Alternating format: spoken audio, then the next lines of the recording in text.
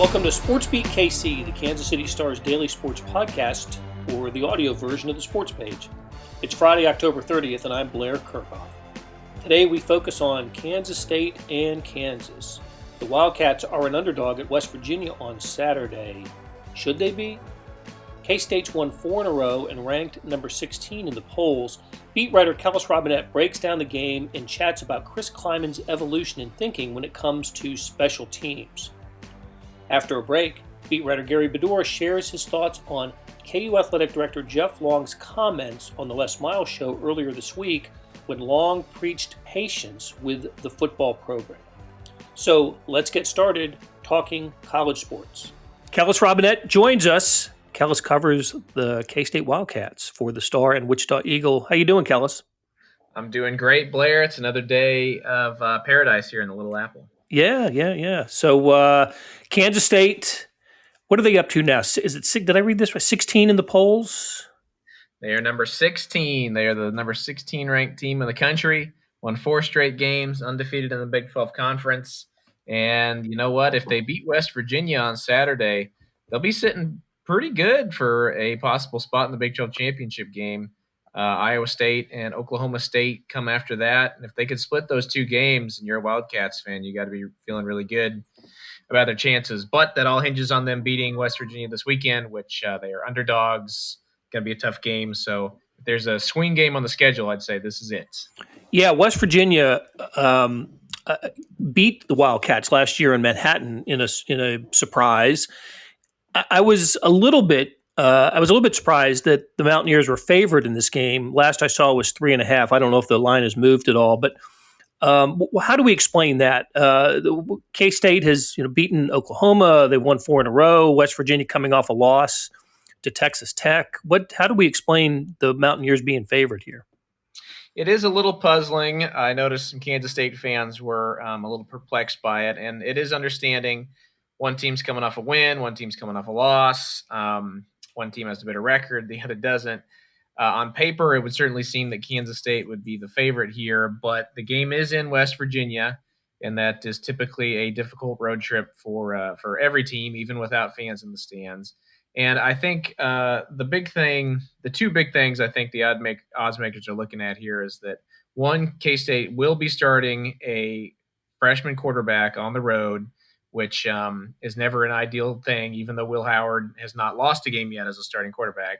And 2, West Virginia does have a very good defense. They rank, I believe, 2nd against the run in the Big 12 and 1st against the pass, not even allowing 300 yards a game.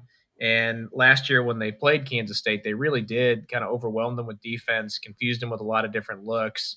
And they're going to try to do the same thing, probably even more so against a freshman quarterback this year, just try to confuse the heck out of them and see if they can win a low-scoring game. I personally think it's a toss-up. I don't really, I'm not offended or shocked that West Virginia is favored here, just because I do think a lot of the matchups favor them. But it's going to be an interesting game, and it could come down to a chess match between Chris Klieman and Neil Brown, the way they call things. And those are 2 good coaches, I think. When those programs made those hires in the same year, I thought they both were terrific hires, and it's absolutely being borne out in Manhattan. Maybe a little bit more wait and see in West Virginia. This could be a big game for Brown at West Virginia. Hey, and so. The game in Manhattan last year, that was sort of the coming out party for Seth Doege, I believe, wasn't it? And played well and did a really nice job managing the game for West Virginia. Yeah, that was a move that not a whole lot of people saw coming. I know I didn't. I was expecting – is it Austin Kendall, the Oklahoma transfer there? Yeah, right. I thought he was going to play in that game, but that was the time last season where I guess Neil Brown and the West Virginia coaching staff decided, you know what, things aren't going as great as we want, so let's make a change. And not only did that surprise Kansas State and help them, get an upset win on the road last year, it really provided a spark for them to finish out the year strong. That wasn't the only game they won down the stretch, and I think when you combine good defense like they have with a competent quarterback like Jared Doege clearly is, I believe I saw Pro Football Focus this week ranked him as the number 2 graded quarterback in the Big 12. which tells you a little something about how good he's been playing this season. But yeah, he's lit a fire under that team, and even though they do have 2 losses this season, I still think they're one of the more dangerous teams in the Big 12 every week, just because they do have that good defense, and whenever they can get a few things clicking on offense, they're going to be in the game with anybody. Right. Okay. Hey, I thought Chris Klieman had a pretty interesting comment this week about special teams, which of course were terrific. They've been great all season, but they were astoundingly good against Kansas on Saturday, especially Phillip Brooks returning the punts, 2 for a touchdown and more than 180 yards of punt return yardage. So tell us what he said, and it's kind of telling that he was this open and honest about his feelings towards special teams, the evolution of that from North Dakota State to Kansas State. Yeah, I loved his answer. It's what he said after the KU game last week, when somebody, I don't remember who, just basically asked, you know what, coming to North Dakota State, you weren't really known for special teams at all, and now you come in here and through 5 games, you got 3 blocked punts, a blocked field goal, 2 punt returns for a touchdown. Seems like every single game they've won, you can point to a special teams play and say that was a huge factor. It's a reason they won. If you took those plays away from this team, they certainly wouldn't be where they are right now. So, what is it about the last 2 years that have taught you to really embrace special teams and put a lot of effort into it? I was kind of expecting him to say something along the lines of that. Well, that Kansas State's always been good at it. Bill Snyder was good at it. Sean Snyder was good at it, and their nickname has been Special Teams U forever. So we just had this talent lying around. We might as well use it. But that's not really what he said. He had a very enlightening answer about how when he was at North Dakota State, basically his teams were so much better than FCS competition. His thought on special teams was, let's just not let this get in the way of anything else. We, as long as special teams is just out there, kind of like an offensive lineman, not doing anything great, not doing anything bad. They're not noticeable. They're not losing games. I'm fine with that. That's pretty much his approach. Let's not take any risks. Let's let the offense and defense win these games for us. And then he gets to Kansas State and he sees, well, you know what? We're underdogs in these games. We don't have a big advantage on offense. We don't have a huge advantage on defense. So what else can we do to win the games? Let's put a lot of effort into special teams, and credit them for keeping Stanton Weber on as a former player and a former really good special teams player in his own right, as a quality control coach of that unit. Combine him with everybody else, all the other work they've done on staff. They found a really good way to turn that into an edge that's kind of an overlooked part of the game by some other coaching staffs. And Bill Snyder emphasized it. Chris Klieman emphasized it. I guess that's just if you want to win at Kansas State, that's something you got to do. And you made the point in your story that they didn't keep Sean Snyder, right? The special teams coach, who obviously Bill's son, who had done a great job coordinating special teams, and he went off. He wasn't retained by this staff, so. Right. And he's the special teams coordinator at USC right now. So clearly, once he looked elsewhere, there were suitors.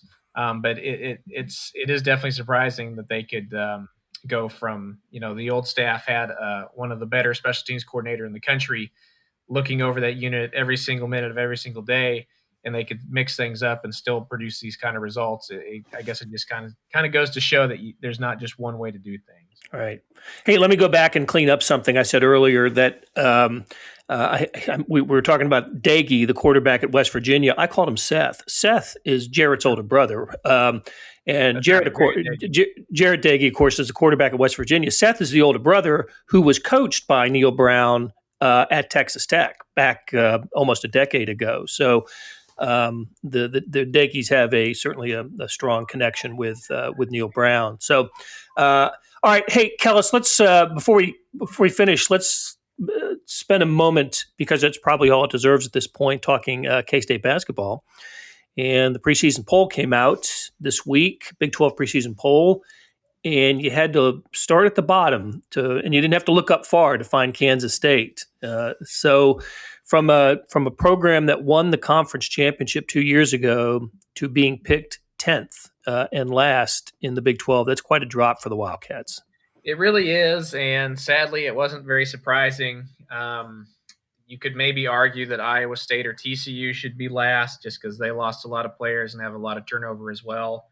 But that's really the only thing that's really the only reason you could say K-State shouldn't be picked last, is that other teams might be slightly worse because they finished last season in the Big 12 standings. They lost 9 players. Mike McGurl is their only senior scholarship player on the roster. So they do have a good recruiting class coming in. They're certainly capable of surprising and not finishing 10th in the conference standings, but they're going to have to earn their respect because they're starting at the bottom. And I guess I was slightly surprised after I put that out there on Twitter. I expected to see, some disgruntled K-State fans saying Big 12 coaches hate us. But for the most part, it was, there's nothing else to expect right now. I did see one person go out of their way and say he predicted a 4th place finish from Kansas State, which if that happens, kudos to him. I don't see it. But, it's been interesting. I think most people understand the situation right now. They got some work to do. Yeah, Bruce Weber will be coach of the year, maybe nationally, if they finish 4th this season. So definitely. All right, Kellis, great talking to you, and we will catch up again next week. All right, thanks, Blair. Always a pleasure. Hey, it's Blair. We have a special subscription offer for SportsBeat KC listeners: unlimited digital access to the Kansas City Star's award-winning sports coverage. Sign up now for 1 year of Sports Pass for access to all the sports news, features, and columns presented on the kansascity.com site, and it's only $30. That's a 40% savings off our regular rate. Your subscription will automatically renew after the initial term at $50 unless you tell us to cancel. Your subscription helps support the sports coverage of kansascity.com and the Kansas City Star, and that support has never been more important. Please visit kansascity.com/SportsBeatKC offer to get this special offer. And as always, thanks for listening. Gary Bedore covers KU for the Star and the Wichita Eagle. Gary, how you doing today? Fine, thanks. I'm doing well. Nice day and ready to go for the weekend. Yeah, and the weekend includes a Kansas football game against visiting Iowa State. The Cyclones are in the polls, and they've had an interesting season. They lost, like Kansas, to a Sun Belt team in its first game. The Cyclones lost to Louisiana Lafayette.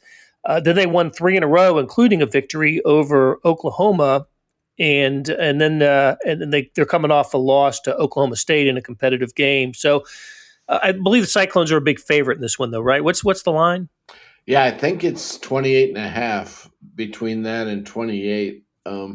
So they're expecting another blowout. KU's lost 5 games by an average of 30 points a game. Gosh, wow, Yeah. Wow. And maybe it's because of the way that they lost in Manhattan last weekend that Jeff Long, the athletic director, felt compelled to come on the weekly radio program and preach patience with the fan base. What did you make of what Jeff Long said? Well, it was pretty amazing because I had heard that unlike the Bill Self show, which always has newsworthy stuff, that Jeff Long's show usually Les Miles' show usually doesn't, and I was about ready to not listen to it for the first time this year, and I had it on anyway in the car, and Jeff Long was on. He spoke for 8 minutes about the football program, and it was kind of like addressed to the donors and the fans, but he said repeatedly that they were going to do it the right way, and that means in his eyes to recruit high school players. He listed, some of the stats about, or some of the guys that have already contributed that are young and in Les Miles' first 2 recruiting classes. But he stressed patience. They've only won 3 games so far under Miles in a season and a half. And he just said in the past, when coaches struggle a little bit, they load up on JUCOs. He said he's communicated to Les Miles that they'll stay the course. He doesn't want that. he told the chancellor that when the AD got hired, Jeff Long, he told the chancellor in football they were going to do it the right way, and it might take 3, 4, 5 years. Jeff Long said to the fans. So it was a long speech. It was pretty interesting, and it was your basic vote of confidence type thing without the coach being in trouble. They're not going to. The coach isn't on the hot seat, but it was that type of a vote of confidence speech to the fans. And they still need money at KU, and I don't know how much the donors will give to football until they start seeing something on the field. So right, they need to see some results or in progress, right? And you just don't see much of it you don't see the competitiveness, and maybe it's because Kansas is low on numbers and big on inexperienced players. You mentioned in your story this week that 4 true freshmen have started for the Jayhawks, including Jalen Daniels, the quarterback, and now Daniel Hishaw, the backup, he's the backup running back, right? Yeah. So, and Prutney, Karan, I don't know if that's how he pronounces it. Is it Karan Prutney? Yeah, I think it's Prunty, but Prunty. Okay, yeah, Prunty. So, yeah, defensive player. So, they're young. Their numbers are down. It is going to take a while to get this built back up. David Beatty did recruit junior college guys pretty heavily in his final year at KU, and Charlie Weiss did the same thing several years before him, and went out with a lot of JUCO players. And so Kansas is, they've been through that revolving door without success. And I agree with Jeff Long that recruiting, having good high school classes year after year is the only way to build back the program. Yeah. The question to me becomes, are the classes good enough? Will they be, in 2 years, maybe next in 2021, 2022, will he have enough talent, and are these classes good enough to compete in the Big 12? Because if they're not, then good gosh, I don't know where Kansas football is.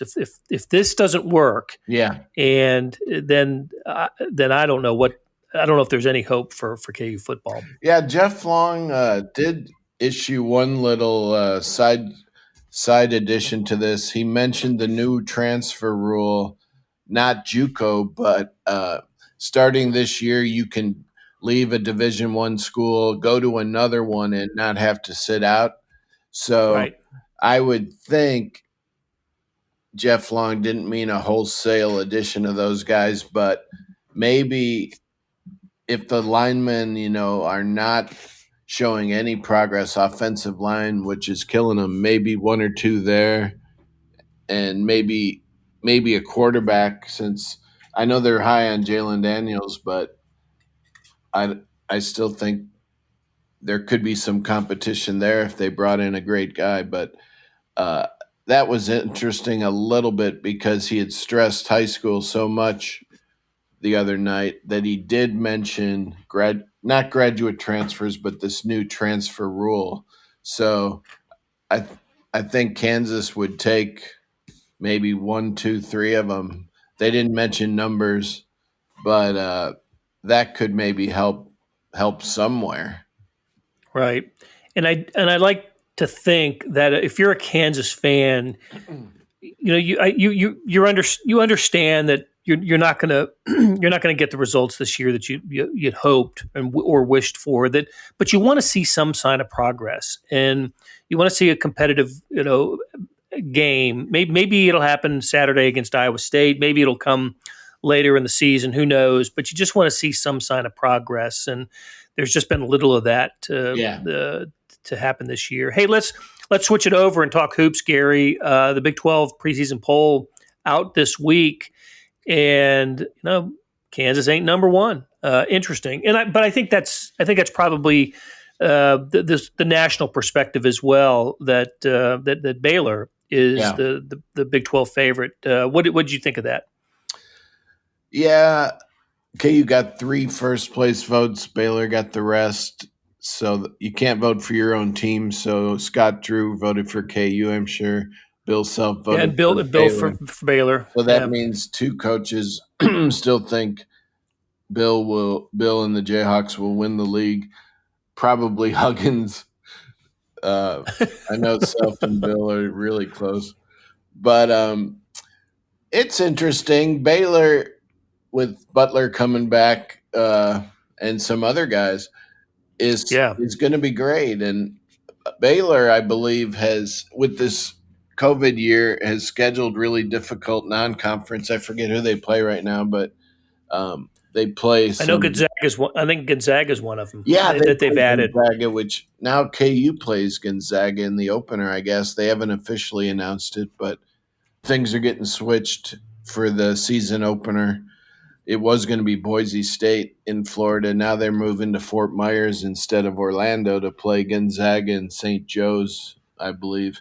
But I guess I would, after just seeing KU win league all the time, and last year how Baylor was off to the great start, and then KU stormed past them when Baylor did indeed, would they lose 3 out of 4 or something? I probably, being that I think that way, I probably would have voted for KU just because they always do it. Now that one year they didn't after 14 in a row, but on paper, Baylor, I would think for sure. The league's going to be pretty tough. Everybody's saying it's going to be very tough this year. So I think so too, and that's with West Virginia. So yeah, Baylor, I think Texas will be good this year. Yeah, Texas, Greg Brown coming in. Yeah, I think 6 or 7 NCAA tournament teams. If for the Big 12, like what we've seen in their number 1 RPI years. So we'll see, but it's understandable where the feeling on KU. They lose Azubuike, Devon Dodson, and of course Marcus Garrett is back. Ochai's back. There's some obviously great talent coming back for Kansas, but okay. Once in a while, I think if you're Kansas to be considered the hunter and not the hunted. I don't imagine Bill Self will disagree with this poll and probably not mind it. No, as you know, coaches like to use the hunter thing. Yeah, and Kansas is always the one on top. And this year, with only 1,500 fans per home game, Kansas is not going to have that kind of advantage. Where if they fall behind by 15, they're going to come back in Allen Fieldhouse. But now, very few fans. Same when the Jayhawks go on the road, though. But that's going to be really crazy about this season. Also, if one person in Tier 1, managers, coaches, players, is positive for COVID, the teams have to sit out 14 days. So everybody's thinking with the predicted spike that this could be a really bizarre season because 14 days is a long time. Yeah, in college basketball, it's 4 or 5 games. I mean, it's in the Big 12 season too. It could really cause problems. So let's just which is going to start early too, right? In the Big 12 season, going to start in mid-December. Yeah, so KU has to open with Texas Tech and West Virginia. That's two toughies. I believe it's Tech at home and at West Virginia. Or it might be vice versa. It might be, yeah. But in December, like you said, in mid-December. So earlier than ever, right? Yeah. So I want to next couple of weeks we'll get into basketball in a bigger way, and the image of 1,500 people in Allen Fieldhouse. I mean, that's crazy to me for a men's basketball game. It's one of the great venues, and not just in college basketball, but in all of sports. And just to see it, almost empty, that's going to be jolting, I think, for a lot of people. So, yeah, we'll get into that in a bigger way, Gary, next week or the week after. But, hey, thanks for stopping by, and we'll talk to you again soon. All right, thanks. That'll do it for today, and it wraps up the week on SportsBeat KC. Thanks to our production staff of Derek Donovan, Randy Mason, Beth Welsh, Jeff Rosen, Chris Fickett, and Savannah Smith. A tip of the cap to Kellis Robinett and Gary Bedore for stopping by and talking K-State and KU sports. Their stories can be found in the show notes and on kansascity.com. Hey, we got another deal for you. For a limited time, you can subscribe to Sports Pass for 99 cents a month. That's right, 99 pennies a month. After 3 months, it auto-renews at $5.99 a month unless you cancel. How do you get it? You go to kansascity.com/sportspass2020. That's kansascity.com/sportspass2020. You want more than sports coverage? I know I do. Check out the entire Kansas City Star product. Sports, news, features, commentary, and analysis, the whole thing. You get all the stories written by my talented colleagues, plus additional news, sports, and business coverage that comes with the e-edition. The details for all of these deals can be found at account.kansascity.com/subscribe. I know that's a lot of dots and dashes, and if you're having trouble hunting down any of these offers, just send me an email at bkerkhoff@kcstar.com and I'll get you to the right place. Whether it's the Sports Pass or the full subscription, you're getting and supporting the best sports and news coverage in Kansas City and helping us produce programs like SportsBeat KC. We'll be back on Monday to break down the Chiefs-Jets game. Thanks for listening.